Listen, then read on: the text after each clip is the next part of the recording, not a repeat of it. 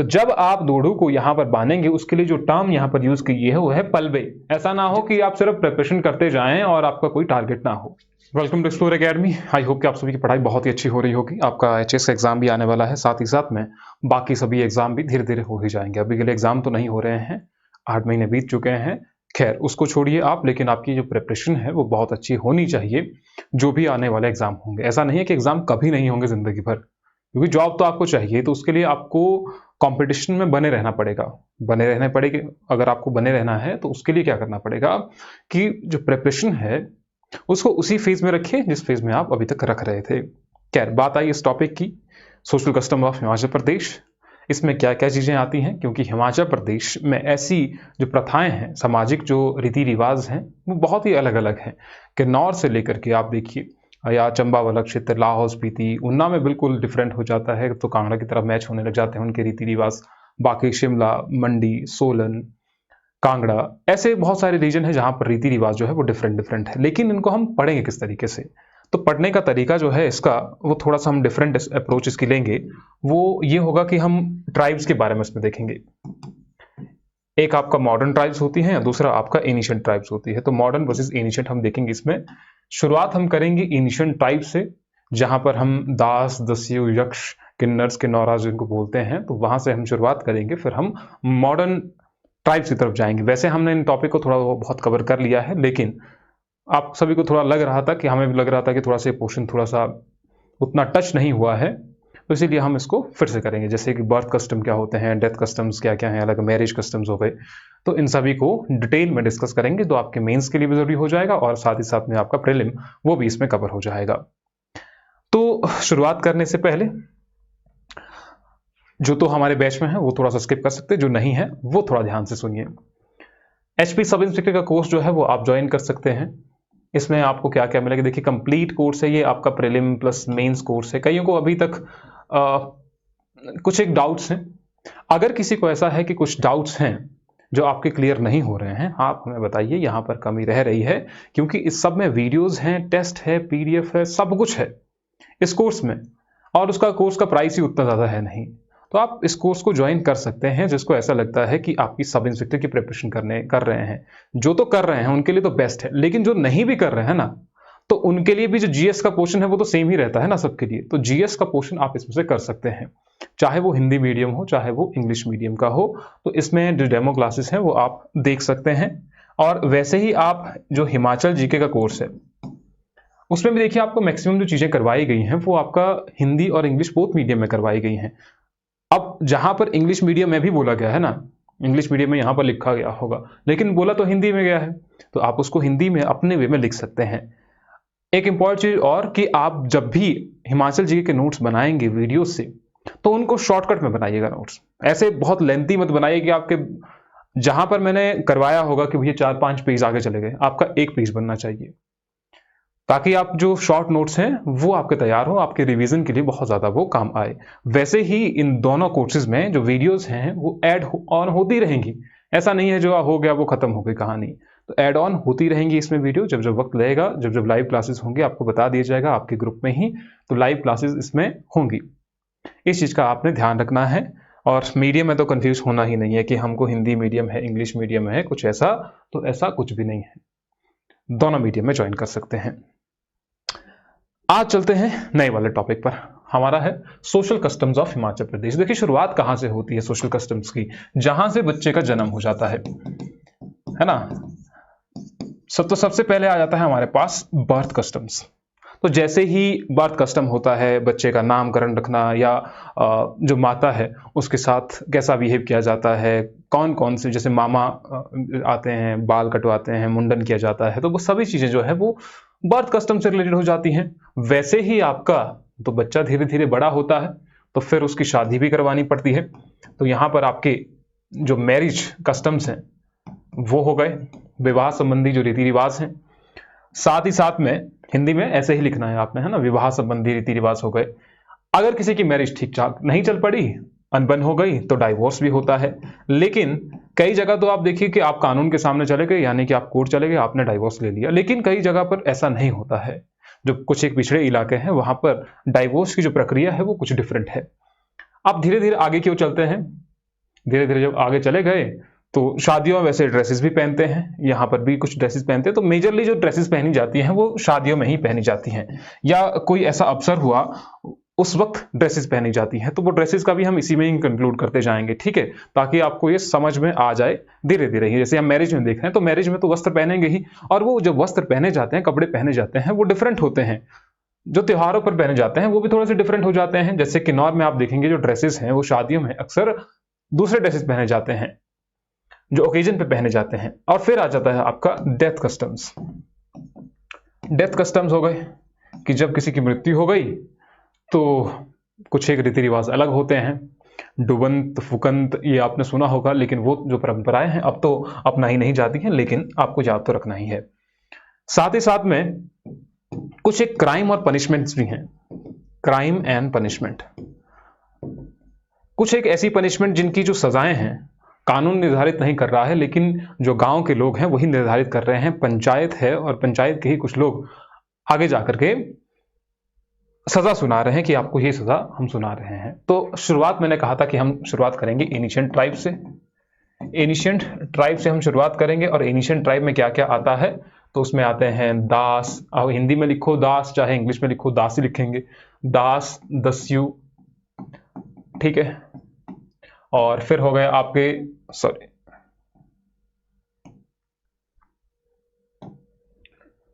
जैसे दास, दस्यूस, किन्नराज या किन्नौराज, किन्नौरा भी आप कर सकते हैं इसको, और यक्षाज,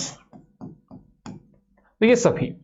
लेकिन हमें पढ़ना किसके बारे में है, जो जानना है आपको इंपॉर्टेंट जो एग्जाम पॉइंट ऑफ व्यू से है वो सिर्फ ये है, एनिशिएंट ट्राइब में से, एनिशिएंट ट्राइब्स में से जो जानना है आपको किन्नर और किन्नौराज के बारे में ही जानना है, बाकियों के बारे में जानने की उतनी जरूरत है नहीं। तो पहले यहीं से शुरुआत कर देते हैं। मैंने कहा हम किसके बारे में देख रहे हैं, किन्नौराज। तो किन्नौरा यानी किन्नौर क्षेत्र में रहने वाले।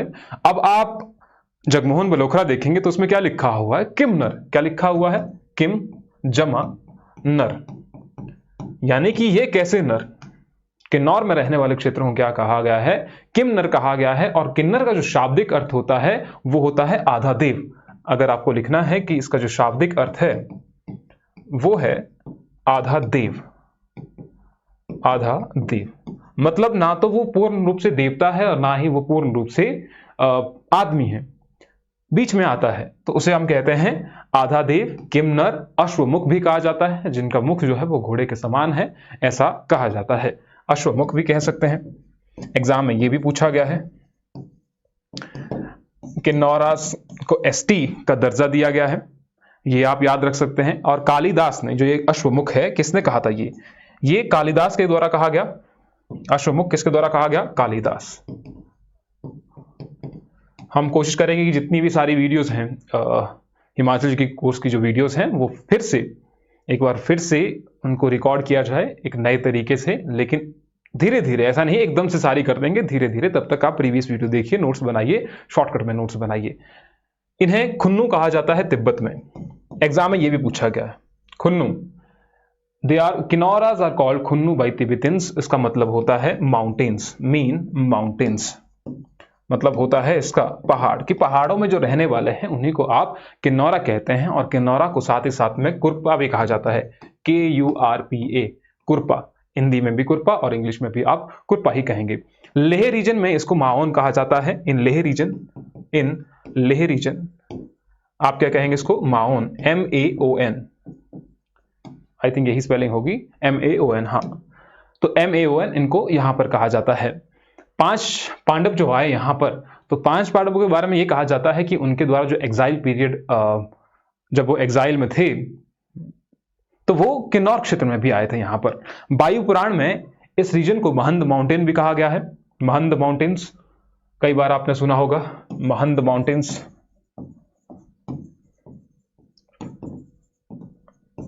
कहां कहा गया है, वायु पुराण में।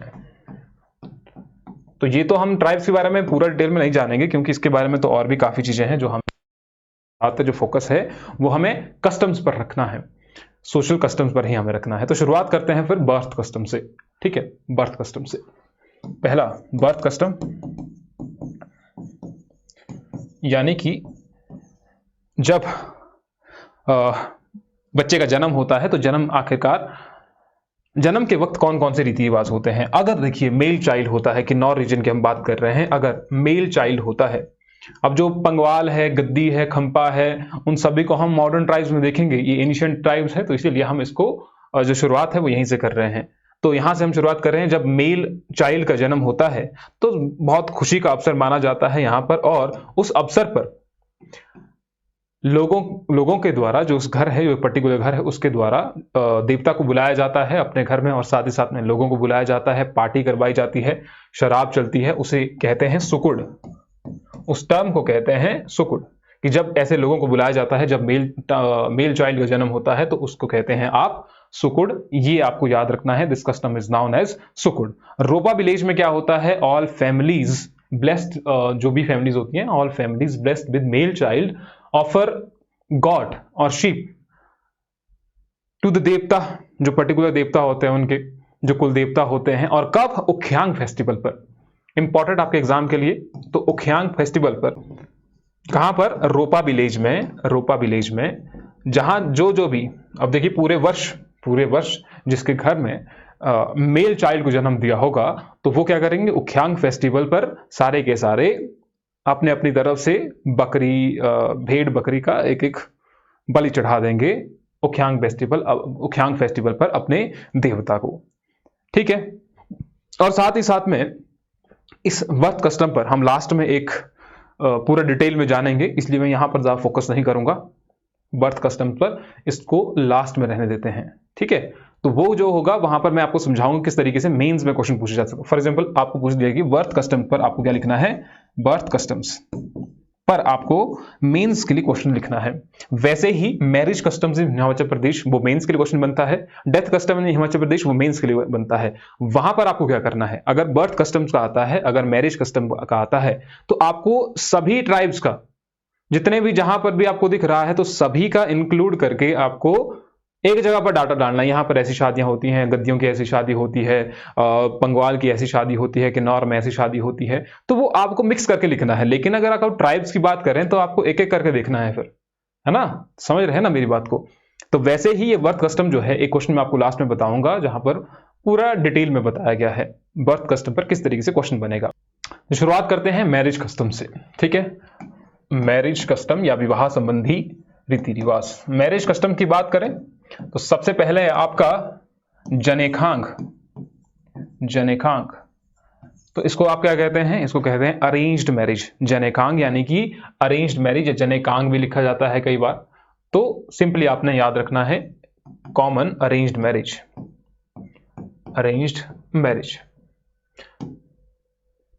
इसको मैं ये लिख रहा हूं तो आपने इसको लिख देना है। जनेकांग और जनेटांग भी लिखा जाता है कई बार। दूसरी प्रकार की जो मैरिज है, दूसरी प्रकार की है दमचल शीश। दमचल शीश या फिर हशीश, HACHISH, हशीश, या इसको कहते हैं जूशीश। ये होती है लव मैरिज, जहां आपको प्यार हो गया, प्रेम में पड़ गए किसी लड़की के, तो जब भी आप अगली बार कहिएगा तो फिर आप क्या कहेंगे, हुचीश। हुचीश नहीं, हशीश। हुचीश तो फिर हो जाता है वो फोर्सफुल मैरिज हो जाती है।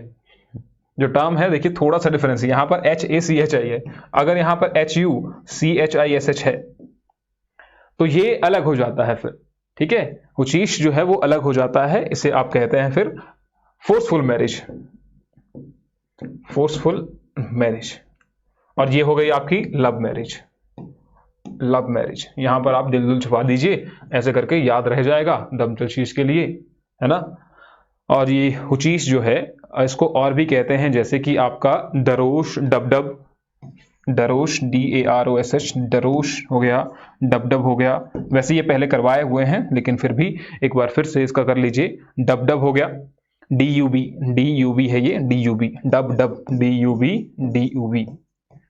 ठीक है। डबडब यानी कि आप जब फोर्सफुल मैरिज कर रहे हैं, किसी के साथ भाग करके अगर मैरिज की, फोर्सफुल मैरिज की, उसे आप डबडब कहते हैं, डरोश कहते हैं, या फिर आपको कहते हैं हुचीश। अब इसमें क्या होता है कि वैसे ये फोर्सफुल यानी कि कंसेंटेड फोर्सफुल होता है, वो कि किसी से कंसेंट लेकर के भैया हम आपके साथ विवाह करना चाहते हैं, अगर आपकी मंजूरी हो तो हम भाग जाते हैं। वैसा ऐसा नहीं है कि ज़बरदस्ती खींच करके ही ले गए, वैसा नहीं है, क्योंकि वैसा खींचना वो तो होता नहीं है, मुश्किल होता है वो। एक आप मुझे कमेंट सेक्शन में बताइएगा कि एक त्योहार होता है, किन्नौर में ही होता है आई थिंक, जहाँ पर वो पहाड़ों की तरफ जाते हैं, तो वहाँ पर एक लड़की को ज़बरदस्ती खींच लिया जाता है और सभी एक प्रयास करते हैं, दो लड़के को आपस में मिलाया जाता है, जिसने खींच लिया उसके साथ विवाह हो जाती है। नॉर्मली वो जाते हैं कि हम इनके साथ जाएंगे, हमको तुम खींचेंगे। उसी अवसर पर जैसे खींच लिया अपनी तरफ को, अगर वो खींचने में समर्थ हो गए, लड़की ले जाने में समर्थ हो गए, तो शादी हो गई, उनकी शादी करवानी ही पड़ती है।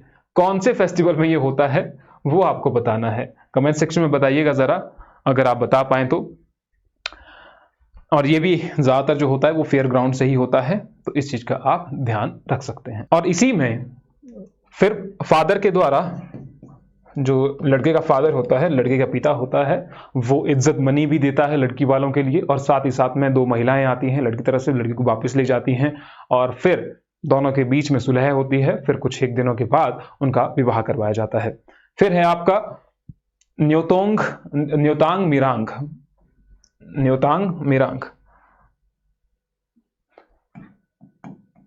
सॉरी, न्योतांग मिरांग।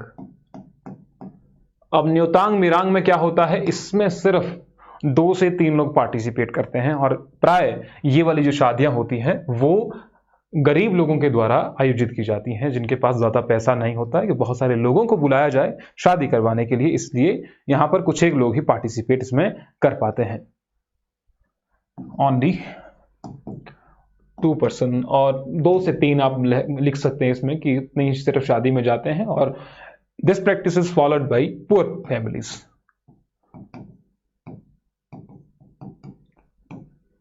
जो आपको यहाँ पर लिख रहे हैं, थोड़ा सा जल्दी लिख रहे हैं, हो सकता है आपको समझ में ना आए, लेकिन हम जो बोल रहे हैं बस आपको वही आपको लिखना है।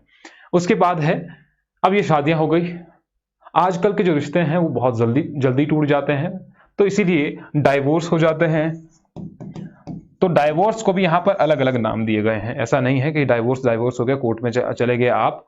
स्पेलिंग है इसकी शिकटिक, मुझे देखनी पड़ेगी, SHI, कुछ ऐसी स्पेलिंग है जिसको आप कहते हैं शिंगटिंग शिमिंग, या इसको बोलते हैं और थागचचा, THAGCHA,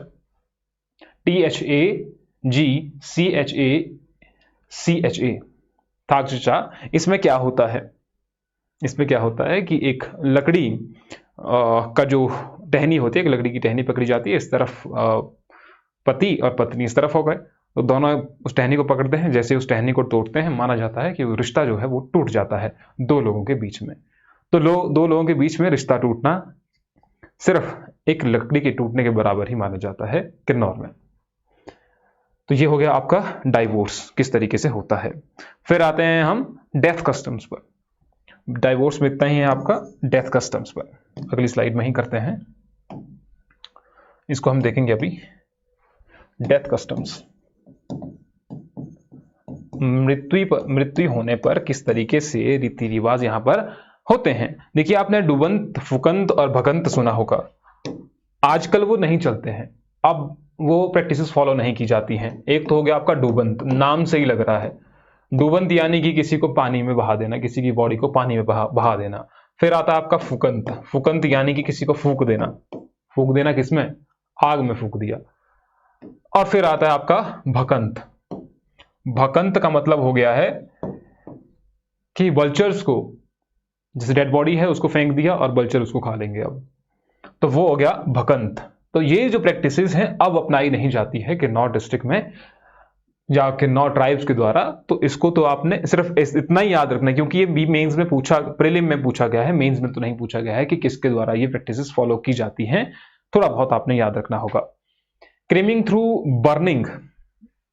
थ्रू बर्निंग जो आज के डेट में होती है, जैसे ये है फुकंत है, तो अगर क्रीमेशन करना है, अगर किसी की बॉडी को जलाना है, क्रीमेशन थ्रू बर्निंग, आग लगा करके, है ना, तो उसको बोलते हैं आजकल दूसरा DURSA। ये जो टर्म है ये यूज की जाती है, DUSRA। अब सेम इवनिंग जो होता है, सेम इवनिंग इसी दिन सेम इवनिंग को क्या होता है कि जैसे बॉडी जला करके वापस आ गए, जैसे जाते भी हैं, आपने देखा होगा, नॉर्मली आपने देखा होगा जब डेथ कस्टम में इस तरीके से बॉडी ले जा रहे हैं तो रोटियों से या दालों से बने हुए जो ये होते हैं, रोटियां होती हैं या दालों का कुछ ऐसे बनाया होता है लड्डू, जिससे उनको फेंका जाता है ऊपर की ओर, छतों पर फेंका जाता है और उनको दिया जाता है कौवों को। माना जाता है कि जो कौवा है वो जो मृत व्यक्ति है उसके साथ वो बात कर सकता है, इसीलिए उसको फेंका जाता है। तो ये भी देखने को मिलता है जहां पर कौवों को इस तरीके से दिया जाता है वो, तो उसके लिए जो टर्म यूज की जाती है, उसके लिए टर्म की यूज की जाती है, उसको बोलते हैं थुनिंग, THUNING, थुनिंग। तो ये आप लोग याद रखना है कि जब वो रोटियों से बने या दालों से बने हैं या पल्सेस हो गए, पुडिंग्स, उसको बोलते हैं मिक्स्ड पुडिंग, प्रिपेयर्ड फ्रॉम रोटियां या पल्सेस, तो उसको अपने रूप पर फेंकते हैं। और एक चीज और होती है कि हांगरांग वैली में, इन हांगरांग वैली वहां पर लामा के द्वारा मृत व्यक्ति के, जो मृत व्यक्ति होता है उसके कानों में कुछ बोला जाता है, मंत्र रिसाइट्स किए जाते हैं ताकि उसको मुक्ति मिल सके। उस टर्म को कहते हैं PHOA, इस प्रैक्टिस को कहते हैं ये, which is important, again exam में पूछा गया है। कहां पर होता है ये? इन हांगरांग वैली। किसके द्वारा? लामा के द्वारा। ये रिसाइटेशन ऑफ मंत्रास कान में बोले जाते हैं मंत्र, क्योंकि आपको थोड़ी सी मुक्ति मिल जाए, स्वर्ग में पहुंच जाए। तो इसीलिए स्वर्ग में या कहें आप मंत्रों का उच्चारण किया जाता है। वैसे ही या दूसरे धर्मों में आप बात करें, हिंदू धर्म की भी बात करें, तो उस वक्त भी कईयों की, हमारे वहां पर क्या होता है कि अगर किसी की मृत्यु नहीं हो रही है तो वो बहुत ही वीक हो गया है, लेकिन उसकी मृत्यु नहीं हो रही है, बीमारी ऐसी जकड़ रखी है उसको, तो उसे गीता सुनाई जाती है। माना जाता है कि जब उसको गीता सुनाई जाए तब उसे पता लगता है कि ये जो जीवन है ये किसी काम का ही नहीं है। पता तो अभी होना चाहिए था कि ये जीवन जो है वो किसी काम का नहीं है, थोड़े वक्त का ही है, लेकिन गीता सुना करके ये पता लगता है। वैसे ही आप अभी नोट्स बना रहे हैं, आपको ये पता नहीं है कि आप ये नोट्स सही बना रहे हैं, गलत बना रहे हैं, कल दिन काम भी आएंगे कि नहीं आएंगे। क्योंकि अभी तक मेजर जो स्टूडेंट करते हैं वो क्या कर रहे हैं, नोट्स बना रहे हैं, पता नहीं क्यों बना रहे हैं। देखिए, अपना एक टारगेट हमेशा एक ही रखिए कि आप अपना टारगेट एक रख रहे हैं कोई, कि इसके लिए हम प्रिपेयर कर रहे हैं भैया, ये तो बाकी तो सारी चीजें हो जाएंगी। इस दौरान हमने जब अभी हिमाचल जी का कोर्स चल रहा था, आई थिंक 70 to 80 स्टूडेंट ने बाय किया जब ये कोर्स का प्राइस डाउन था। तो उसमें से मुझे पता नहीं कितने एक्टिव होंगे कि ऐसे ही खरीद लिया कि चलो खरीद लेते हैं हम। अब आप में से कितने होंगे जो अभी इस वीडियो को देख रहे होंगे, कई तो इसको देख ही नहीं रहे होंगे, अभी यहां तक पहुंचे ही नहीं होंगे। तो वो है कि आपका कुछ टारगेट हो तब आप इस वीडियो को देख रहे हैं। लेकिन आपका कोई अगर टारगेट नहीं है, आप सोच रहे हैं कि भैया हमको क्लर्क का भी देना है, कंडक्टर का भी देना है, यूपीएससी का भी देना है, एचएस का भी देना है, जहां पर हो जाएगा वहां पर लग जाएंगे, ऐसा नहीं होता है। जब आप प्रिपरेशन कर रहे होंगे, आप एक टारगेट लेकर के चलिए कि भैया हमको एसडीएम लगना है तो लगना है, बाकी अगर लग जाए तो ठीक है।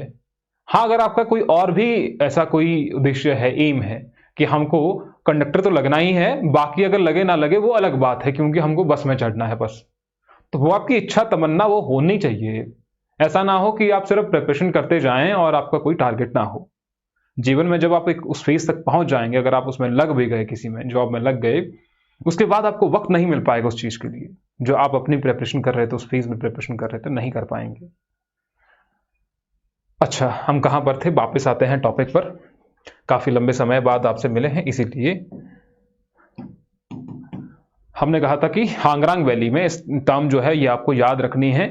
एक और टर्म है, लास्ट विश होती है, जो मृत्यु, जिसकी मृत्यु हो रही थी उसके लिए भी टर्म है, उसको टर्म है THONG, थोंगलोंग। ये टर्म है, ये भी आपको याद रखनी है, THONG या TONG, थोंगलोंग या टोंगलोंग, तो दोनों आप याद रख सकते हैं, या इसको हटा दो, TONG, टोंगलोंग। ये यानी कि ये क्या है? Last wish of dying man. तो इसको आपने याद रखना है। कोई जिसकी मृत्यु हो रही है उसकी कुछ लास्ट तमन्ना भी होगी कि हमको जीवन जीने से पहले ये तो करना ही है। इसके बाद आते हैं फिर प्रॉपर्टी डिवीजन पर, तो वो भी इसी में ही कर लेते हैं। फिर सामाजिक रीति रिवाज के बारे में पढ़ रहे हैं था, तो सामाजिक रीति रिवाज समाज का हिस्सा तो ये भी है। तो नेक्स्ट है हमारा प्रॉपर्टी का डिवीजन किस तरीके से होता है। प्रॉपर्टी डिवीजन जो टर्म्स है आपको बस वही याद रखनी है, बाकी आपको ज्यादा चिंता करने की जरूरत तो है नहीं। ठीक है, ये जो प्रॉपर्टी का डिवीजन किया जाता है वो जथोंग एंड कंचोंग रूल्स के तहत किया जाता है। जंथोंग और कंचोंग, इन दोनों ये रूल्स क्या क्या है। जंथोंग यानी कि एल्डर ब्रदर, बड़ा भाई। कंचोंग यानी कि यंगर ब्रदर, छोटा ब्रदर, छोटा भाई। अब क्या होता है इस वक्त जंथोंग और कंचोंग में, सबसे पहले जंथोंग में जो अच्छी जमीन होती है, उपजाऊ जमीन होती है, वो दी जाती है बड़े भाई को। जो उपजाऊ जमीन होती है, तो उपजाऊ जमीन हो गई इसको, उपजाऊ जमीन जहां पर अच्छी फसलें होती हैं वो दे दी बड़े भाई को। और छोटे भाई को क्या मिलेगा, जो पुश्तैनी घर है। तो जो पुश्तैनी घर होगा, जो पुश्तैनी घर होगा वो छोटे भाई को दिया जाएगा। उसके बाद जो प्रॉपर्टी बचेगी उसका इक्वल डिवीजन किया जाएगा छोटे और बड़े भाई के बीच में। तो ये है आपका जंथोंग और कंचोंग सिस्टम। इसके तहत प्रॉपर्टी का डिवीजन इक्वली किया जाता है, तो ये आपने याद रखना है। उसके बाद चलते हैं क्राइम और पनिशमेंट। मैंने कहा था कि क्राइम और पनिशमेंट के तहत भी हम इसको थोड़ा सा और डिस्कस करेंगे। क्राइम और पनिशमेंट में क्या होता है कि एक काउंसिल होती है जिसे आप चार भाई कहते हैं। चार भाई, अगली स्लाइड में ही कर देते हैं इसको। क्राइम एंड पनिशमेंट किसके तहत किया जाता है ये, और कौन करता है इसको, तो करने वाले जो है एक सभा होती है उसे कहते हैं आप ट्रेडिशनल काउंसिल। एक ट्रेडिशनल काउंसिल होती है, ट्रेडिशनल काउंसिल, उसे आप कहते हैं चार भाई। अब चार भाई में चार लोग होते हैं, चार भाई में चार ही लोग होते हैं, और जो पहला व्यक्ति है उसका नाम ही चार है, उसको कहते हैं आप चार। तो चार भाई हैं, उसमें से पहला होता है आपका चार, और दूसरा व्यक्ति है उसे कहते हैं आप हलमंडी, HALMANDI, सॉरी। और जो तीसरा व्यक्ति है उसे आप कहते हैं टोकनिया, और चौथा जो होता है उसे आप कहते हैं मुखिया। तो चार व्यक्ति इसमें शामिल होते हैं, ये चार, हलमंडी, टोकनिया और मुखिया। इसमें से ये चार और जो मुखिया है ये तो राजपूत होते हैं, ये चार और जो मुखिया है ये होते हैं राजपूत। प्राय ये राजपूत ही होते हैं, हायर कास्ट से होते हैं, और ये जो होते हैं ये लोअर कास्ट से होते हैं, लोअर कास्ट और कोलीस। तो ये भी आपको याद रखना है जो चार भाई हैं। ट्रेडिशनल इनकी एक जजमेंट भी होती है, एक मिनट सर। ट्रेडिशनल इनकी जो जजमेंट कहलाती है उसे आप कहते हैं बिरादरी। जो जजमेंट होती है उसकी बिरादरी, हिंदी में बिरादरी लिखेंगे, इंग्लिश में भी बिरादरी लिखेंगे। वैसे ही चार को चार लिखेंगे, हलमंडी मैंने कहा, तो वैसे ही टोकनिया, मुखिया। अब ऐसे कोई टर्म नहीं है इसमें कि भैया आप पूरा सेंटेंस बोल रहे हैं उसका कुछ मतलब और निकल जाएगा हिंदी में, ऐसा तो कुछ नहीं है। तो इसको आप याद रख लीजिए। और जो अगर मान लीजिए इसके ऊपर जाना है, इससे भी अगर ऊपर जाना है तो फिर देवता के पास जाएंगे, क्योंकि हिमाचल में ज्यादातर जो इलाकों में है सबसे जो फाइनल डिसीजन है, तो फाइनल डिसीजन किसके द्वारा दिया जाता है, वो देवता के द्वारा ही दिया जाता है कि भैया इसका जो डिसीजन है वो तो फाइनल कॉल है, उसके बाद कुछ नहीं चलेगा। ऐसे ही कुछ एक पनिशमेंट और भी है, जैसे कि किसी ने कुछ ऐसा क्राइम कर दिया जिस क्राइम के लिए माफ करना बहुत मुश्किल हो जाता है, किसी का खून ही कर दिया, उसे आप कहेंगे ती दरंग शीशे। तीर दरंग शीशे, उस टर्म को आप कहेंगे जब कोई ऐसी गलती करता है जिस गलती को ठीक नहीं किया जा सकता है, तीर दरंग शीशे। आप यहां पर लिखेंगे तो ये पनिशमेंट के नाम है। वैसे ही एक पनिशमेंट है, ये एक हो गया, ये दूसरी हो गई टिशिंग मिशिंग, TISCHI, टिशिंग मिशिंग। मान लीजिए कोई देवता के रूल्स को अनफॉलो करता है, यानी कि देवता के द्वारा जो कहा गया था उसको वो अच्छे से नहीं मानता है, तो उसके लिए जो सजा सुनाई जाएगी वो है टिशिंग मिशिंग। या कोई प्रॉपर्टी पर कब्जा कर लेता है, प्रॉपर्टी पर किसी ने कब्जा कर लिया जो इसकी इमूवेबल प्रॉपर्टी है, जमीन पर किसी ने कब्जा कर लिया, तो उसके लिए भी आपका यही सजा होती है, टिशिंग मिशिंग। ज्यादातर इसके लिए कहा जाता है। वैसे अगर देवता के रूल नहीं माने, देवता के रूल नहीं माने या बिरादरी पंचायत के जो रूल्स हैं उनको फॉलो नहीं किया, तो उसके लिए भी टर्म है चेतपा, CHHETPA। अगर देवता के जो रूल्स हैं वो अच्छे से फॉलो नहीं किए तो बिरादरी जो पंचायत है वो ये जजमेंट सुनाएगी, चेतपा। तो ये हो गए आपके पनिशमेंट, जो अलग अलग पनिशमेंट दी जाती है। ओके, एक टर्म और है, इस पनिशमेंट से रिलेटेड नहीं है लेकिन वो उसको आप इंक्लूड कर सकते हैं बर्थ कस्टम से। चलो आगे ही बता देता हूं, फिर अभी के लिए रहने देते हैं। तो ये काफी हो गया। अब आते हैं जरा ड्रेसेस पर, ड्रेसेस पर आते हैं। ड्रेसेस ठीक हो गई है। माथे के लिए आकर्षक वस्तुओं के समूह को श्रृंगार पट्टी कहते हैं। ये जो यहां पर लगाई जाती है ना, यहां पर थोड़ा सा आपको अगर जूम करेंगे तो इधर जो लगाई जाती है उसे आप श्रृंगार पट्टी कहते हैं। और दूसरा होता है चाक। चाक को बालों में लगाया जाता है, आपने देखा होगा ना, चाक को नीचे तक लगाया जाता है। और ये अपने जो आर्थिक व्यवस्था होती है, जो अपनी आर्थिक स्थिति होती है, उस आर्थिक स्थिति के अनुसार ही उसको लगाया जाता है। तो जितनी सोने की होंगी, जितना किसी की आर्थिक स्थिति मजबूत होगी, तो 12-15 जितना भी लगाना चाहते हैं लगा सकते हैं। तो चाक प्राय जो होती है वो सोने के ही होती है। और ये गद्दी विमेन के द्वारा भी लगाई जाती है। वेयर ऑन ऑर्नामेंट्स कॉल्ड चाक ऑन देयर हेड्स। खुलकंताई, खुलकंताई में कई अक्सर 1-2 दर्जन बड़े बड़े झुमके होते हैं। ये वाले जो आपको झुमके दिख रहे हैं, अगर मैं सही हूं तो ये वाले जो झुमके हैं, ठीक है, इनको आप क्या कहते हैं, आपको इसको कहते हैं खुलकंताई। ये बालों को लटकते हुए पहने जाते हैं। आर्थिक स्थिति के अनुसार कई औरतें चांदी की गाची भी पहनती हैं। अब ये जो यहां पर दिख रहा है आपको, ठीक है, कमर के साथ में ही, तो कमर के साथ में गाची पहनी जाती है। और एक बार तो एग्जाम में पूछा गया था कि गाची कहां पर पहनते हैं, तो गाची यानी कि यहां पर जो पहनते हैं, प्राय ये कुल्लू में भी होता है, आपके आई थिंक सिरमौर वाले रीजन में भी होता है। तो गाची कपड़े भी की होती है। और यहां पर अफसरों पर महिलाओं के द्वारा ये गाची पहनी जाती है, और ये चांदी की भी होती है कई बार।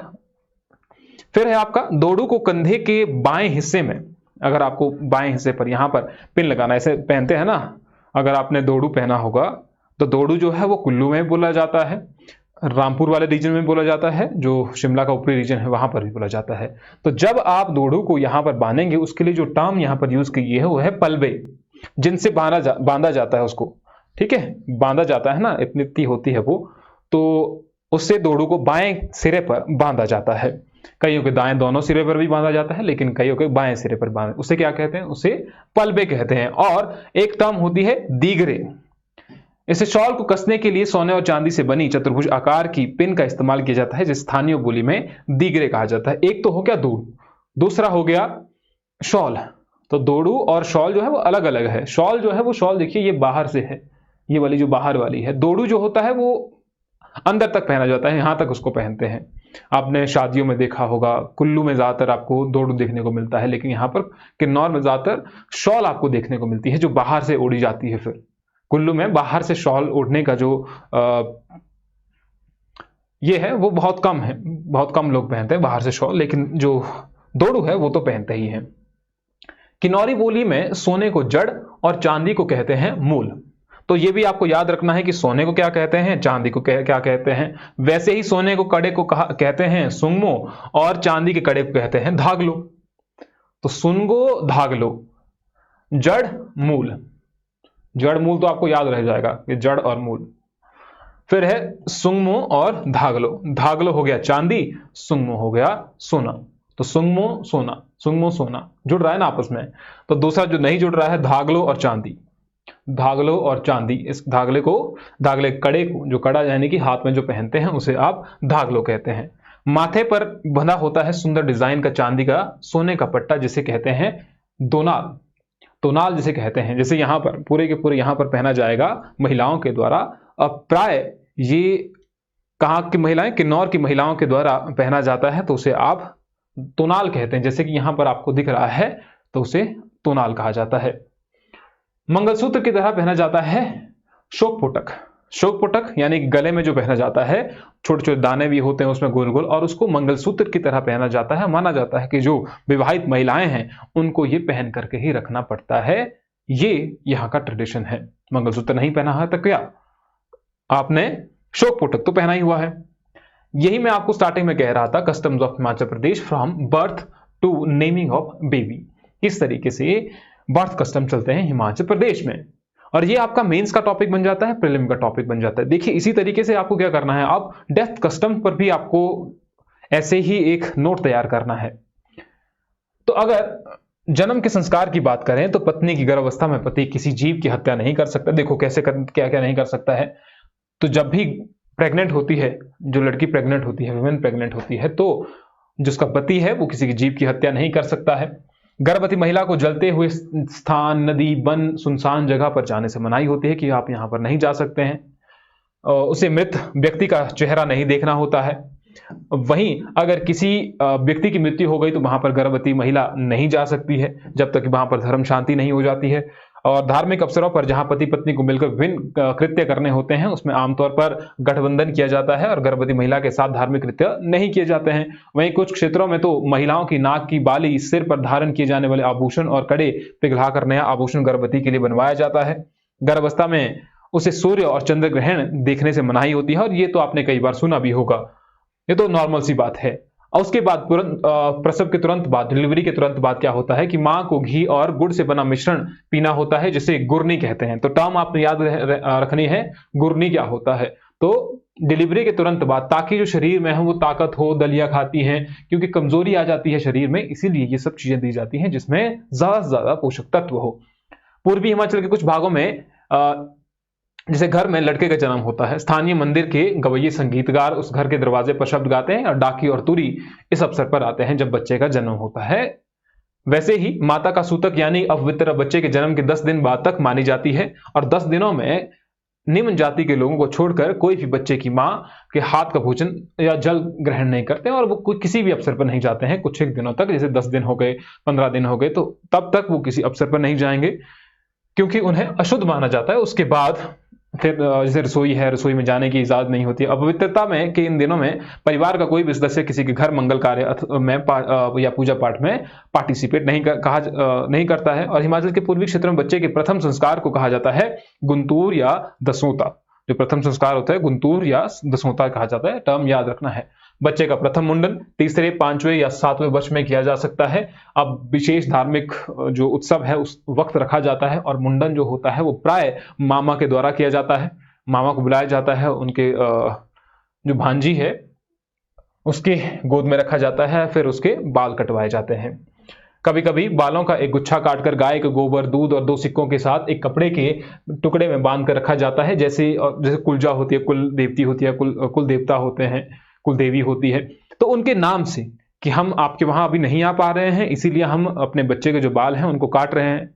तो कई बार ऐसा हो जाता है, कईयों ने 2-3 जगह के लिए रखा होता है कि हम यहां पर भी आएंगे, यहां पर भी आएंगे। और इंटरेस्टिंग चीज ये कि मुंडन जो होता है कई जगह पर सिर्फ एक ही दिन में होता है। अब मान लीजिए किसी, जैसे हम गए थे, तो जब हम गए तो हम रामपुर गए पहले, ठीक है, रात को रामपुर निकले क्योंकि बच्ची का मुंडन था, जो मेरी भांजी है। तो वहां से हम गए फिर मंडी से फिर गए हम अपने क्षेत्र। तो एक ही दिन में ट्रेवल करना पड़ा क्योंकि 2 जगह के लिए रखे हुए थे कि 2 जगह मुंडन करवाएंगे। अब वो आपस में विचार विमर्श करके रखना होता है पहले से ही। और ये आपको बता दें कि आपकी जो आने वाली जनरेशन होगी आगे, तो दोनों मिल करके कि भैया ऐसा होगा। अभी तक तो आपके दिमाग में ये सब चीजें नहीं होंगी, तो इसलिए रखना भी नहीं। अभी तो चलो, अभी तो क्या ही है, अभी तो किसी के इसके बारे में सोचा भी नहीं होगा कि भैया हमारे जीवन में ऐसा भी होगा कुछ।